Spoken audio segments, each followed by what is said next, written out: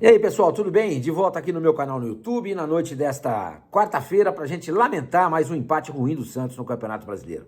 Não tem jeito, esse time não consegue vencer, gente. Não consegue vencer. E tem gente que diz que o problema é o Neymar, hein? Ah, sem o Neymar vai melhorar. Vamos ver.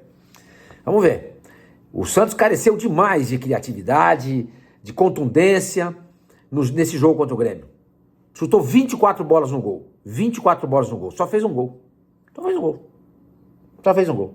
Não adianta nada, gente. Não adianta nada ter volume de jogo, ter 24 bolas chutadas no gol, 65% de posse de bola, se não consegue marcar, se não consegue fazer gol. E jogando na Vila Belmiro, tem dó, gente. Tenha santa paciência. Uma Vila Belmiro que recebeu só 9.306 torcedores. Que vergonha, gente. Uma renda de 440 mil reais, arredondando. Quando os outros times jogam para 2 milhões, o Santos joga para isso aí. Esse jogo, por exemplo, poderia perfeitamente ter acontecido em São Paulo. Poderia ter acontecido em São Paulo. Mas não, o Marcelo Teixeira não quer mais jogar em São Paulo, porque supersticioso que ele é, ele acha que o Santos deu azar e perdeu de 6 pro Vasco, que tem que se aproveitar a Vila Belmiro, porque a Vila Belmiro é um caldeirão. Caldeirão cacete, vocês estão vendo. O Santos foi rebaixado dentro da Vila Belmiro, não consegue ganhar dentro da Vila Belmiro. Olha, o Santos jogou contra o reserva, não é um time misto do Grêmio, reserva do Grêmio, que já não é um grande time. Se você joga contra o reserva do Palmeiras e tem dificuldade, ok. Reserva do Flamengo, ok. Mas reserva do Grêmio, gente. Do Grêmio. O Santos não conseguiu ganhar do reserva do Grêmio. Não é que tava um time misturado, não. Acho que só tinha o Arthur de titular. Só. Mais ninguém. E o Santos não conseguiu vencer. Mas não venceu por quê? Porque falta qualidade para os seus jogadores. Falta qualidade. O técnico fez a parte dele. O Santos dominou o jogo. Mas não conseguiu traduzir em gols o domínio que ele criou durante o jogo. Não conseguiu. Então ele não conseguiu não fazer gol, não conseguiu criar mais oportunidades, entendeu? Então não adianta nada. Um péssimo resultado, tá bom? Olha, mas eu peço para vocês se inscreverem aqui no canal, deem um like, ative o sininho, hype esse vídeo, se é que vocês vão ter vontade de fazer isso também, viu? Se vocês também não tiverem, tudo bem, eu entendo, porque realmente é uma encheção de saco. A única coisa que valeu, repito, foi a força de vontade do time, só. Mas sabe, gente, o que adianta? O que adianta ter força de vontade? Precisa ter, além da força de vontade que sempre tem que existir, você tem que ter qualidade de jogo. E o Santos não mostra isso, gente. Porque os jogadores são ruins. A gente se ilude num jogo ou outro, mas quando chega um negócio mais complicado, perde. Vocês viram o Palmeiras hoje com o Vasco? No primeiro tempo fez 3-0. Imagina jogar com esse time do Palmeiras no Allianz. Imagina jogar com o time do Flamengo no Maracanã. Se bobear, vai tomar 12 gols em 2 jogos. Você confia no Santos? O Brasão, só para contar uma coisa para vocês, não sei se vocês estão sabendo, mas eu fui lá no SofaScore e dei uma olhada. No jogo contra o Bragantino e Bragança Paulista. 2 chutes a gol do Bragantino, 2 gols. Nenhuma defesa do Brasão. Hoje, nenhuma defesa do Brasão. Um chute a gol, a bola entrou. O cara não consegue mais defender nenhuma bola. Pô, senhor Mano, você está sendo injusto. Pô. O cara já fez milagre. Sim, é verdade. Mas eu estou contando para vocês uma realidade. O goleiro nosso não consegue mais fazer defesa. Não faz. O que está acontecendo com ele? Não sei. Será que foi aquela porrada na cabeça? Aliás, ele falhou no gol do Grêmio, que foi anulado. E que, segundo os especialistas, não só o Paulo Sérgio Oliveira, mas também a Renata Ruel, que é minha amiga, que trabalha na ESPN, em quem eu confio muito, ela falou a mesma coisa. O gol foi mal anulado. O gol teria que ter sido anulado se a bola batesse na mão do jogador que fez o gol. Não foi o caso. A bola bate na mão do Edenilson e sobe para outro caboclo lá do Grêmio, que eu não lembro mais agora quem foi, e ele faz o gol. Então, segundo a opinião de 2 especialistas em arbitragem, o gol foi mal anulado. Tá? A gente tem que dizer isso. O que é certo, é certo. E outra coisa, no jogo passado contra o Bragantino, foi sonegado um pênalti pro Bragantino também. Então o Santos não tem que reclamar nada de arbitragem. Nada. Absolutamente nada. Os adversários podem reclamar. O Santos não. E por falar em arbitragem, que árbitro ruim, eu falei para vocês antes do jogo. Paulo César Zanovelli, que coisa horrorosa. E o cara do VAR? O Pombo Lopes. Ele que chamou lá o Zanovelli para falar, escuta, bateu na mão. Aí o Posição Amarela olhou e falou assim, bateu mesmo. Só que eles não souberam interpretar a regra. E o Grêmio foi muito prejudicado, gente. Muito prejudicado. Olha, vou dizer uma coisa para vocês. O time teve raça, a gente tem que levar isso em consideração, mas o Santos precisa muito mais do que isso. O Santos precisa de pontos para tentar fugir do rebaixamento. É incrível. O Santos, nesse momento, mantém-se na 16ª colocação do Campeonato Brasileiro. Uma posição fora da zona do rebaixamento. Continua com os mesmos 5 pontos de vantagem em relação ao primeiro time na zona do rebaixamento, ou seja, o Juventude. Por quê? Porque o Juventude empatou ontem contra o Atlético em Minas Gerais. A gente que torcia tanto para que esse resultado acontecesse, para quê? Para o Atlético não se distanciar e o Juventude também ficar ali na zona da confusão, a gente vê que esse resultado não foi legal. O ideal para o Santos teria sido a vitória. Porque não adianta, o Santos não tem nada a almejar nesse campeonato, a não ser fugir do rebaixamento. Só, mais nada. Esse time é cagado, tá? Essa Belmirolândia é cagada. Ela adora, gente, ela adora não, ela é nhaquenta, tem catiça na Belmirolândia. Enquanto a Belmirolândia estiver lá, não tem jeito. E eu acredito nessas coisas. Você fala, Mãe, mas o Marcelo Teixeira não pode achar a mesma coisa em relação ao Morumbi? Ok, beleza, então perde dinheiro. Já que é para perder mesmo, vamos perder pelo menos levando para casa 2 milhões de reais. Vamos perder levando para casa 2 milhões de reais. Essa maldita Belmirolândia, ela é uma nhaca na vida do Santos. Uma nhaca, enquanto esses caras não sumirem da vida do Santos, enquanto Marcelos Teixeiras, Ruedas, Rolos, esses caras não desaparecerem do Santos, vai ser isso, vai ser essa tortura, vai ser essa tormenta até o final de mandatos ou dos tempos. Esses caras vão conseguir destruir a Vila Belmiro. O Santos, vão construir. E a Portuguesa, tem um amigo, hoje mandou para mim, sua mãe, a Portuguesa vai conseguir fazer um estádio antes do Santos. É verdade. É verdade. Agora, construir um estádio para quê? 9.306 pessoas, né, no estádio. 9 mil. Entendeu? Agora, parabéns a quem foi. Palmas para quem esteve lá. E empurrou o Santos o tempo inteiro. Agora, uma vaia sonora, estrondosa, para aqueles que poderiam ter ido no jogo e não foram. Sabe qual é o problema? Esse jogo às 9h30 da noite, o pessoal que mora em São Paulo não consegue ir. É o pessoal que mora em São Paulo que dá volume nos jogos na Vila Belmiro. É isso. Em relação ao time, gente, aquilo que eu falei, o Brasão não sabe mais o que é defender bola. Mike, um horror. Pelo amor de Deus. Deixa eu ver aqui a escalação direitinho, pra gente poder comentar jogador por jogador, sem cometer... Perdão, gente. Sem cometer nenhum esquecimento. Brasão, não pega mais bola. 4. Mike, horrível. 2. Igor Vinícius, não acrescentou nada. 2. Alex Duarte. Perdão, gente, eu tô meio gripado. Alex Duarte. Não sei. Falhou no gol? Todo mundo falhou no gol. Alex Duarte, 4. Luan Pérez, também envolvido no gol. 4. Escobar, não conseguiu dar a cobertura necessária na hora do gol. 2. Vamos seguir em frente aqui com a escalação do Santos. O Souza, que entrou no lugar do Escobar, jogou muito pouco. Mas eu, no próximo jogo, colocaria o Souza. Porque foi incrível. O Escobar, ele desmorona.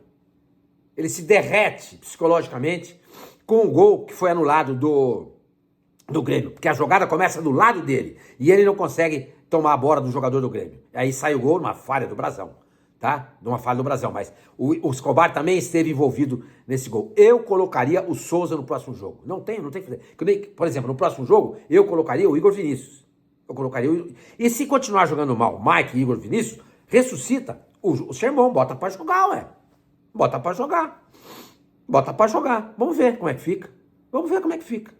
Então, o Souza jogou muito pouco tempo, não dá pra gente fazer uma avaliação. João Schmidt, péssimo, horroroso. 1. Zé Rafael jogou bem. Gostei do Zé Rafael. Gostei dele. Muito esforço, muita lucidez em campo, esteve presente em praticamente todo o campo. É um jogador que está voltando a jogar aquilo que jogou no começo, na sua aparição no Santos e o que jogava no Palmeiras. Tá? Eu vou dar uma nota 6 pro Zé Rafael. Barreal, mal, muito mal. Nota 3 pro Barreal. Aí entrou o Rincon no lugar dele. Era mais para evitar o contra-ataque. Conseguiu, nota 3. Aí, Roleiser, mal, muito mal. A única coisa que deu para escapar foram aqueles 2 chutes no primeiro tempo. Mais nada. Precisa ser um jogador mais lúcido, precisa ser um jogador mais decisivo. Para um jogador que custou, a fortuna que ele custou, 12 milhões de euros, precisa fazer mais do que ele está fazendo. Nota 2 pro Roleiser. Entrou o Robinho Júnior no lugar dele. Pô, mudou o jogo. E o Santos contratou o Bilal para essa posição. Para quê? Para gastar dinheiro. Mas se fosse dinheiro da faculdade do Marcelo Teixeira, eu tenho certeza que ele não contrataria. Mas como é dinheiro do Santos, não é dele, ele foi lá e contratou. Para que contratou o Bilal? Bom, tomara que ele cale minha boca e nos próximos jogos ele venha fazer gols e tire o Santos dessa situação. Tomara que isso aconteça. Mas você acredita que isso vai acontecer? Pelo que você viu em Bragança? E hoje, na primeira oportunidade que o técnico teve para colocar alguém contundente pela beirada, ele colocou o Robinho. Por que ele não colocou o Bilal? Porque ele não está treinando bem. Ele botou o Robinho, que mudou completamente o jogo. Mudou completamente a maneira de falar. É uma hipérbole, né? Não mudou completamente, mudou o jogo. Deu mais contundência, levou mais preocupação para a zaga do Cruzeiro, do Grêmio. Não há motivo para o Robinho não ser titular contra o Ceará. Não há motivo. Ah, mas o Barreal recompõe melhor. Gente, pelo amor de Deus, eu estou cansado dessa ladainha, dessa história de que o jogador de frente precisa marcar a lateral. Eu estou cansado disso. Cansado. E aí a gente coloca no time um monte de bagre que não sabe jogar com a bola nos pés, mas que é aplicado taticamente. Eu estou cansado desse futebol. Eu estou cansado desse futebol. Tá? Então, Robinho, nota 7 pro Robinho. 7 pro Robinho. Tá? Guilherme, todo atrapalhado. Ele é incapaz de chegar na linha de fundo. Quando ele tenta chegar na linha de fundo, ele é desarmado facilmente pelo lateral. A jogada dele é só o corte por meio. Ameaça, corta pra dentro. Aí pisa na bola. Ameaça, corta pra dentro. Dessa vez, nem gol ele fez. Porque eu até brinco aqui, né? Brinco não, digo, né? A gente reclama do Guilherme, mas ele faz gol. Mas dessa vez, nem gol ele fez. Aliás, eu falei do Tiquinho, que não acrescentou absolutamente nada. Ele perdeu um gol, né? Se ele tivesse chutado a bola com o pé esquerdo, talvez ele tivesse feito o gol naquela jogada. Porque primeiro é um arremate do Lautaro, o goleiro faz um... Goleiro não, acho que é o Wagner Palha, trava, a bola sobra. Tô vendo aqui a repetição do lance. Não, o goleiro faz a defesa. Aí a bola volta pro Tiquinho, ele chuta em cima do Wagner Palha, a bola volta para ele de novo, e ele chuta de pé direito ao invés de chutar de pé esquerdo e não consegue fazer o gol. Ah, tem dó, gente. Jogador profissional. Se eu faço isso... Se você que não joga bola também faz isso. Aliás, eu acho que se você, jogando bola aí na Varsa, talvez tivesse feito esse gol. E o Lautaro Dias fez o gol. Fez o gol, ótimo. Beleza, centroavante tá pra lá. Jogador de frente tem que fazer isso. Gol. Nota 7 pra ele também. Gente, uma pena.